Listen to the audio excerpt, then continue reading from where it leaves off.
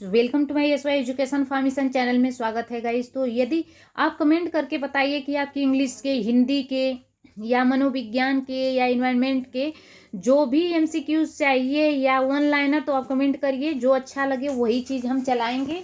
चलिए देखते हैं। आज हम जो है बाल मनोविज्ञान के एमसीक्यूज लेकर के प्रेजेंट हैं।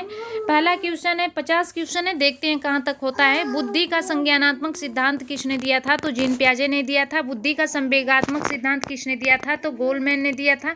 बुद्धि का संरचनात्मक सिद्धांत किसने दिया था? तो आइजेंक ने दिए थे। किशोर की सबसे नाजुक एवं संवेदनशील समस्या क्या होती है? तो यौन संबंधी समस्या होती है। मानव विकास की किस अवस्था के बाद व्यक्ति परिपक्व हो जाता है? तो किशोरावस्था के बाद हो जाता है। शिक्षण के जो है शिक्षण की विभिन्न विधि के प्रयोग के लिए कौन सी अवस्था सर्वाधिक उपयुक्त होती है? बाल्यावस्था होती है। मैं कौन हूँ, मैं क्या हूँ आदि जैसी प्रबल भावनाएं बालक की विकास की किस अवस्था में की सूचक होती है? तो किशोरावस्था में। और विकास जो डेवलपमेंट कभी न समाप्त होने वाली प्रक्रिया है, जो जीवन पर्यंत चलने वाली प्रक्रिया कहा जाता है। और यह विचार किस सिद्धांत से संबंधित है? निरंतरता के सिद्धांत से संबंधित है। 9 क्वेश्चन है कि एजुकेशन जो है साइकोलॉजी एक साइंस है, तो मानव व्यवहार ह्यूमन बिहेवियर से रिलेटेड है। यहाँ डेवलपमेंट प्राणी में प्रगतिशील परिवर्तन है जो कि निश्चित लक्ष्यों की ओर निरंतर निर्देशित होता रहता है। तथा कथन जो है किसका है? ड्रेवर का है। सीखने का सिद्धांत किसने दिया था? तो थांडाइक ने दिए थे। खेल पद्धति के जनक कौन है? किलपैट्रिक है। ह्यूरिस्टिक पद्धति के जनक कौन है? आर्मस्ट्रांग है। प्रोजेक्ट पद्धति के जनक कौन है? तो जॉन डीवी है। अस्थाई जो है मानव दांत कितने होते हैं? तो 20 होते हैं शिशु में। और जो है शिशु के मस्तिष्क का वजन कितना होता है? लगभग 350 ग्राम का होता है। मनुष्य के मस्तिष्क का वजन कितना होता है? तो लगभग 1014 यानी 1000 नहीं 14 ने जो है जिनेवा में किसकी स्थापना की थी? तो लेबोरेटरी स्कूल की जो है स्थापना की थी, जिसमें उन्होंने मनोविज्ञान के कई प्रयोग किए थे। जीन पियाजे द्वारा रचित पुस्तक का क्या नाम है? तो the language and thought of the child पुस्तक उन्होंने 1923 में लिखी थी। जीन पियाजे ने संज्ञानात्मक विकास को ज्ञान में रखते हुए बालक की कितनी अवस्थाओं को बताए थे? तो बहुत ही महत्वपूर्ण है, कई बार एग्जाम में पूछा जा चुका है। तो देखेंगे जीन पियाजे के संज्ञानात्मक विकास को ध्यान में रखते हुए उन्होंने 4 अवस्थाएं बताई। संवेदी गत्यात्मक अवस्था 0 से 2 वर्ष तक की होती है। पूर्व संक्रियात्मक अवस्था 2 से 7 वर्ष। ठोस या मूर्त संक्रियात्मक अवस्था 7 से 11 वर्ष होती है। औपचारिक संक्रियात्मक अवस्था 11 से 18 वर्ष तक की होती है। नेक्स्ट है कि बच्चों में बौद्धिक विकास की 4 विशिष्ट अवस्थाएं की पहचान किए गए जीन पियाजे के द्वारा किया गया था। डेवलपमेंट कभी न समाप्त होने वाली प्रक्रिया है, ये ऑलरेडी पहले क्वेश्चन आया था। निरंतरता के सिद्धांत पर डिपेंड करता है। प्राथमिक स्तर पर जो है एक शिक्षक में निम्नलिखित में से किसे सबसे महत्वपूर्ण विशेषता माना गया है? तो धैर्य और दृढ़ता को। उत्तर बाल्यावस्था में जो है बालक भौतिक वस्तुओं की किस अवस्था तक में परिवर्तन समझने लगता है? तो द्रव्यमान, संख्या और क्षेत्र से। दूसरे वर्ष में जो है अंत तक जो है बिल्कुल शिशु का शब्द भंडार कितना होता है? तो 100 तक हो जाता है।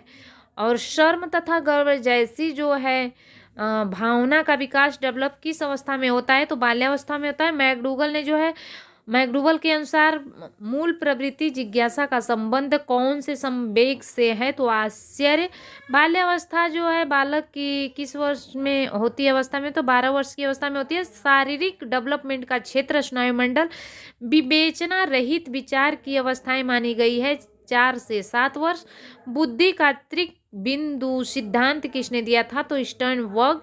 इन्होंने बुद्धि को 3 भागों में बांटा। विश्लेषणात्मक बुद्धि, व्यवहारिक बुद्धि, सृजनात्मक बुद्धि। जीन पियाजे के अनुसार जो है बुद्धि क्या है? जीन पियाजे के अकॉर्डिंग बुद्धि इंटेलिजेंट इन्वायरमेंट के साथ अनुकूलन करने की जो एक प्रोसेस है, प्रक्रिया है। अल्फ्रेड विने के अकॉर्डिंग बुद्धि के कितने प्रकार बताए गए हैं? तो अल्फ्रेड विने ने 4 प्रकार बुद्धि के बताए हुए हैं। और इन चारों में जो है कौन कौन से हैं, तो ज्ञान, आविष्कार, निर्देश, आलोचना होते हैं। स्टर्न के अकॉर्डिंग बुद्धि की परिभाषा क्या है? टर्मन के जो है अकॉर्डिंग बुद्धि मूर्त विचारों के बारे में सोचने की योग्यता है। स्टर्न के अकॉर्डिंग बुद्धि की क्या परिभाषा होती है? स्टर्न के अकॉर्डिंग बुद्धि एक सामान्य योग्यता है जिनके द्वारा जो है व्यक्ति की नई परिस्थितियों के साथ जो है समायोजन करता है। वनकिंघम के अकॉर्डिंग बुद्धि की क्या परिभाषा है? तो वनकिंघम के अकॉर्डिंग सीखने की शक्ति ही बुद्धि है। वैशलर के अकॉर्डिंग बुद्धि की क्या परिभाषा है? वैशलर के अकॉर्डिंग बुद्धि किसी कार्य को करने की, तार्किक चिंतन करने की, वातावरण के साथ समायोजन करने की सामूहिक योग्यता होती है। सामान्यतः बुद्धि कितने प्रकार की होती है? तो सामान्यतः बुद्धि 3 प्रकार की होती है। मूर्त बुद्धि, यांत्रिक बुद्धि, सामाजिक बुद्धि, मूर्त अमूर्त दोनों, और एक सामाजिक बुद्धि होती है। यांत्रिक बुद्धि के स्थूल बुद्धि किसे कहा जाता है? तो मूर्त बुद्धि को जो है स्थूल बुद्धि कहा जाता है।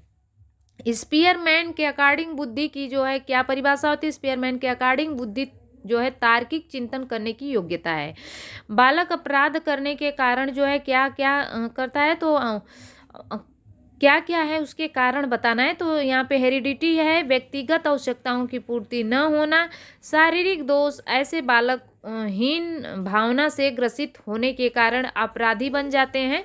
घर का वातावरण अशांत होना, कुसंगति के कारण, दादा दादी का अधिक जो है लाड प्यार, और जो है स्तरहीन मनोरंजन। नेक्स्ट है माता पिता का जो है गरीब होना, पक्षपात पूर्ण व्यवहार, माता पिता का तलाक आदि से। बालक अपराधी के विचार का उपचार क्या क्या है? अपराधी बालक के, इसमें बाल जैसे अपराधी हो जाते हैं तो मनोवैज्ञानिक विधि द्वारा सही किया जा सकता है, समाजशास्त्री विधि द्वारा, वैधानिक विधियों के द्वारा।